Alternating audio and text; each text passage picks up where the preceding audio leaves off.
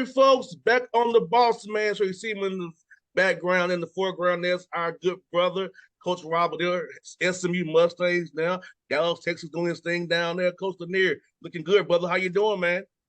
Man, I'm feeling great, man. Good to see you, brother. Always good to connect with you. No doubt, Coach. Hey, man, let me ask you, man. We know practice started this week, man, for you guys, and how excited is it now to get on with year two now? Because I know last year wasn't how you wanted it to go, but now got you guys, the guys you want to bring in this fast off season now, they see what you got on the court now, a little bit more here. Yeah, it really does feel like year two. Sometimes when you go into a new job, the first year can almost be a reset of the program, and then year two winds up really being a true year one that you got things reset. But in this case, we brought in 8 new guys that first year, and coming into year two, we had 10 guys returning. So, we try to set a culture and a way of doing things. And then we were able to bring back 10 guys who are part of that culture back. So we feel like we got some continuity, but we also added 5 new guys, and 3 of which we had pre-existing relationships with. And so, but the returning guys were able to help integrate those new guys into it in a way that the first year, couldn't happen. And then every 4 years, you're allowed to take a foreign trip with your team. And we were able to do that this summer. So we had the work in the summer, and 10 days of practice, and played 3 games over there. So we feel like we're becoming a team, and we've had some experiences together to build on. So even though today is the first week of practice and the second day of practice, it does feel like we've been together a little bit longer than that. Coach Lanier, how was that trip to Spain, getting those 3 games over there, kind of seeing what you have early again, and also the bonded piece of being over in Spain where you don't know the language at all, you all are just over there as one group together, trying to, in a foreign Yeah. country. Yeah, you know what? I've been fortunate to be able to do that on several occasions. And um, this group was really fun to be around because they embraced every part of the trip. If we were going to see a museum or a historical site, there was no complaining or bickering about what we were doing. They really tried to take in every aspect of it. And that's what you want young people to do when you get a chance to see another part of the world. You want them to enjoy it. You want them to enjoy the food. And, sometimes you get over there and kids, all they want to do is find the next McDonald's. And I'm sure they did their share of that. But they, as a group, they embraced the cultural aspect of being in the country of Spain. Basketball wise, it was tremendous. I think we got out of it what we wanted out of it from that standpoint. And then just the camaraderie, everyone having their families there and just having that time together and getting to know one another on a deeper level. It was really, really a great experience for everybody. It was, as foreign trips go, it was the best experience that I've been a part of. 100%. And how cool was it to take it in with your son, who's on your roster, but have your son there with you to get experience there with you and get him to get that experience as well? Oh man, it's great, man. He's a great kid. He's a great teammate, and to be around and watch him have that experience with his teammates, and for it not to be infringed upon by my position, like it really is organic. His connection with his teammates, and so that's a relief because you don't want his experience to be in any way negatively affected by his dad being a coach. And then my daughter is a junior here at SMU. She's in her second year. So mom was happy because both of her babies are here. So we were all together on the trip along with the rest of the families of the staff. So, and some of the players had their families over there. So it was all in all, man, it checked a lot of boxes for us. Now, for you, Coach, what was your best experience over there for you? Like, what was your favorite moment or so over there when you all was over there in Spain, man? Boy, there was a lot of good things. But I would say, we have 2 walk-ons on our team, and those guys got an opportunity to play. And there's a kid on our team, Jackson Young, who's a really cool kid. He's just a great personality, awesome rapper. He got it all going. He's just a cool all around cool kid, and he's a good player. And in the last game, he was the only one who hadn't scored a basket yet over there. And so there was a desire among all of us to see him, hit a bucket. And he hit back-to-back threes to finish out the tour in the last game. And it was really a cool experience for the entire team. And, it's always great when you have those guys in the program that everybody loves those guys. And they get, they work so hard and they make so many sacrifices to be a part of it.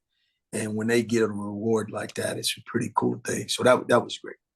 And coach, fans on says you're the walk on, you're the scout team, offense, defense. So you're putting in mad work. You happen to the guys really mimic what they're gonna see on game day. So those walk-ons get in the game and get those shots, man. They work so hard for the team, being prepared, you guys prepared. It's so important. I think fans really understand how important those guys are on the team. Trey Utter and Jackson Young, those guys are phenomenal young people, great teammates. Everybody loves them. And it is great when they get an opportunity to get on the floor and be rewarded. So that was great. And Coach Lanier, and I know, like, you and I both know this, we talked about this before. I know last year we didn't have the wins and ones in close games. And I know we both know you're going to get better at that while, playing games. But how cool is it to see your guys grow from that? Kind of, that happened last year. This year, focus on late game scenarios, late game situations. They can not, rather going 5 or 9, you can go 9 and 5 or even better. Those games that are really close, down to the wire games. Yeah, you know what? I think I think it's a testament to our staff and to the quality of the young people that were in the program. Number one, that everybody wanted to come back. The guy who led us in scoring, there was a lot of attention, coming his way with transfer portal and all of that, whether or not he was going to be back with us. And he, Zerg Phelps, he announced before the end of the season, he came out and made it clear that he wouldn't be entering the portal. And you rarely see that a guy announce that. You see a lot of kids announcing that they're leaving, but you don't see very many kids announcing that they're staying. And what he wanted to do, what he was trying to do, was eliminate any distractions, eliminate a bunch of phone calls that were going to be a waste of people's time. But it also said a lot about the relationships in our program and the fact that we got a lot of unfinished business and that we're going to get better. And that a lot of that energy was created by his decision to come back, and he's followed through on that by improving as a player. And so a lot of those 10 returnees that I mentioned earlier have brought that mindset back with them, and the new players have walked into that energy, and it's I think it's moved us forward. No doubt, Coach. Not to tell people here in Atlanta, about the record. I said, don't look at the record. They play hard every night. They there in games. It's a lesson to here and there. I think sometimes fans and as casual observers don't understand. Bosco don't tell you the whole story. About records. Certain things go into it. Now, like your team played hard as heck last year. It's just that some late games things didn't go your way. But like I said, sometimes you can't let that record define who you are. And then even for the young men on your team, you can let that record define who you are. You're playing the right way. It's got to be better in certain situations when they arise again. That's right. Yeah, it's a process. I admire coaches that can go into any situation and turn it like Coach Prime on day one, and I think that's admirable when you see people do that. That wasn't our story. We've got a lot of growth ahead of us, but we're going to be a lot better this year as a result of the experiences these guys had last year, and so that's going to be part of our story. But I'm pretty confident about our group. Like you said, we played hard last year. We didn't play hard enough, if I'm being totally honest. This team is already light years ahead of where we were at this time last year. I think there's a greater understanding and grasp of what we want this to look like. And I think we got their attention. And so there's going to be a lot of progress. Hey, Coach Lanier, talk about this piece too. I don't think you talked about enough. Been in Dallas, Texas, the opportunity for your young men to get internships, the network with the SMU degree. Talk about that for your young men, because there was a 20-hour rule that guys can now intern those part-time jobs they wanted to now. Talk about that piece of being in Dallas, where you are for your guys to network in that community, whether it be sports management, business, whatever they want to go into after basketball. Opportunities there for them. Yeah, we got a program here. It's called Life After Ball. It's run by a woman by the name of Lisa Rawls, and she is the director of this Life After Ball program. And I've been, I've been in a lot of programs over 34 years. I've never seen a program. I've seen programs that have a label like this, that they're created to try to connect people with alumni and such. But this is happening in real time. They're actually physically being connected with CEOs and presidents of local companies in a very meaningful, tangible way through this program run by Ms. Rawls. It is phenomenal. And I don't know if you can have a program like this if you're not in a locale like a Dallas or Atlanta, if you could really bring people from Fortune 500 companies to the table on your campus in real time.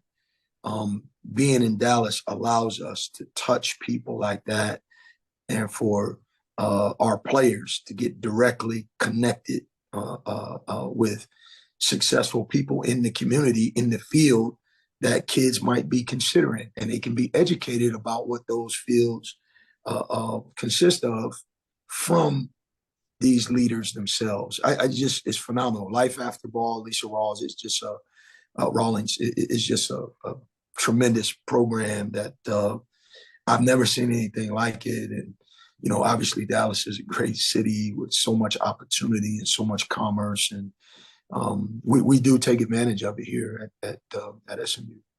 100%, coach. I'm looking at your non-con schedule, coach. Man, man, it's talented, coach. It really is. You really Yeah, want to test your guys, man. I see what you yeah. did. I was talking to one of my colleagues. They were like, why do you keep doing this? But I want that to be part of our culture, that we're going to play people, and even if we take some licks, we're going to stick our neck out there and try to create a standard of playing at the highest level. And there was so much talk about conference realignment and all of this stuff, and you never know what's going to happen. So what we could control is that we could build a great schedule, and so we wanted to do that. And certainly, I think the approach a lot of coaches take, and I understand it, and I certainly wouldn't be critical of it, is just try to build a schedule where you can win as many games as you possible. And that might be the smartest thing to do. And so it might not be the prudent way to go about scheduling. I'm at an age where I'm not. I should probably be thinking more long term, but I want to take some chances, and I want to do something special here. And I think that in order to do that, you got to play some people that can beat you, and but you can beat them too. And so it's just a matter of time before we start coming out on the right side of those. And so, you can't make it if you don't shoot. So No doubt. Yeah, shoot your shot, coach. You already know. yeah, we're gonna shoot. Yes, sir. Hey, not say, coach, I'm trying to say, master, woo. But now I have, coach, I believe in you. So I got you. Thank you. I believe in you. And I was happy to see you up with the ACC. Talk about that move coming up here. And happy to, I know I'll see you at least once a year, hopefully. We'll see you once a year coming to the Tech. So talk about that move for you and SMU, man. Yeah, what an exciting time for everybody here on our campus. Obviously we got our work in front of us this year with the American, and that certainly is not going to be a cakewalk by any stretch. We have our work cut out for us. But in terms of the university's opportunity to move, I mean, since they were in the Southwest Conference, SMU has, been around, and up until this move to the American, because I do think SMU had a great niche and was very integral in the creation of that league and this league, the American, but in the state, TCU, Big 12, Baylor, Texas, and Oklahoma going to the SEC, Houston joining the Big 12. It was almost like I think over the years, SMU on the outside looking in of the highest level, Power Five, whatever they're calling these things now. But from a basketball standpoint, I grew up a basketball fan, and for me, college basketball was the Big East and the ACC, and Duke and Carolina have always been the class of college basketball, along with the other handful of blue bloods. So for us to be affiliated with a conference that really fits our profile, our academic profile, we're located. It's an easy flight for us to get to the East. We gain an hour coming back. And, again, you mentioned earlier, we're in Dallas. But in the state of Texas, if you're a young player, you got great options. You got a Big 12 options. You got several Big 12 options in this region. And then you got a couple of SEC options now. But now you got the ACC, which is unique. And it gives us a unique opportunity to appeal to young people as a specific kind of option, both academically and athletically, that is unique. And so couldn't be more excited about it.